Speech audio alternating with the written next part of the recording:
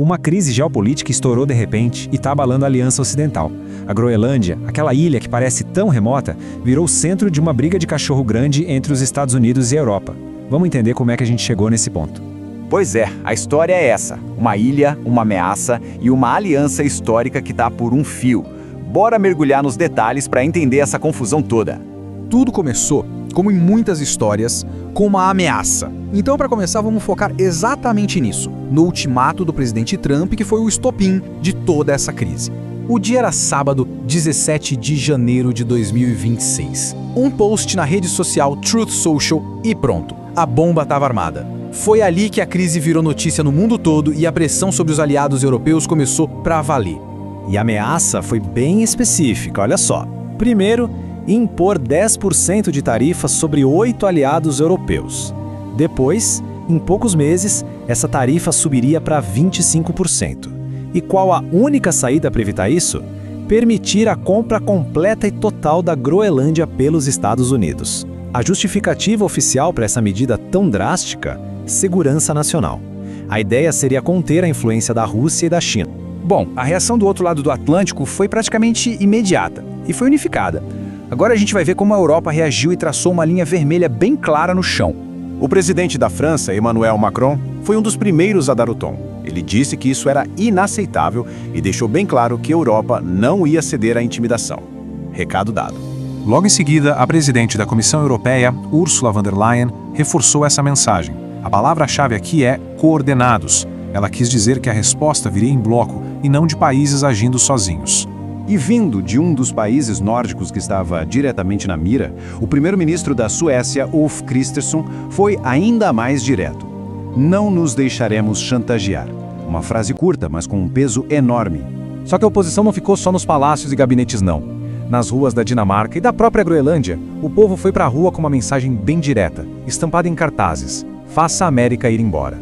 E olha esse número, de uma pesquisa de 2025. É impressionante. 85%, essa é a porcentagem de groenlandeses que não querem de jeito nenhum a anexação. Isso mostra que a resistência local é esmagadora, um fator que não dá para ignorar. A Europa, claro, não ficou só nas palavras. Agora vamos dar uma olhada na arma econômica que o bloco está pensando em usar, a tal da bazuca de 93 bilhões de euros. 93 bilhões de euros. Esse é o tamanho do estrago que as tarifas de retaliação da União Europeia poderiam causar em produtos americanos. É um número gigantesco, pensado justamente para mostrar que eles não estão para brincadeira. E como eles fariam isso? Usando uma ferramenta chamada instrumento anticoerção. O mais curioso é que essa bazuca comercial, como ela é chamada, nunca foi usada antes. Foi criada exatamente para situações como essa, para responder a intimidações econômicas. E essa ferramenta tem 3 passos bem claros. Primeiro, impor contra-tarifas. Simples. Segundo, restringir o acesso dos Estados Unidos ao gigantesco mercado único europeu. E terceiro, que é uma medida muito forte, impedir que empresas americanas participem de licitações públicas na Europa. Ou seja, é um arsenal econômico completo. Ok, mas por que todo esse alvoroço por uma ilha remota coberta de gelo? Para entender isso, a gente precisa dar um passo atrás e analisar o valor estratégico imenso da Groenlândia. Basicamente, são 2 razões principais. De um lado, a localização. A Groenlândia está exatamente nas rotas mais curtas, tanto aéreas quanto marítimas, entre a América do Norte e a Europa. Do outro lado, os recursos. A ilha tem reservas gigantescas de minerais de terras raras que são essenciais para quase tudo hoje em dia, de celulares a equipamentos de defesa. Aprofundando um pouco mais na parte militar, a Groenlândia faz parte do território da OTAN por causa da Dinamarca. Ela já tem a base espacial Pituffik dos Estados Unidos, que é fundamental para sistemas de alerta de mísseis.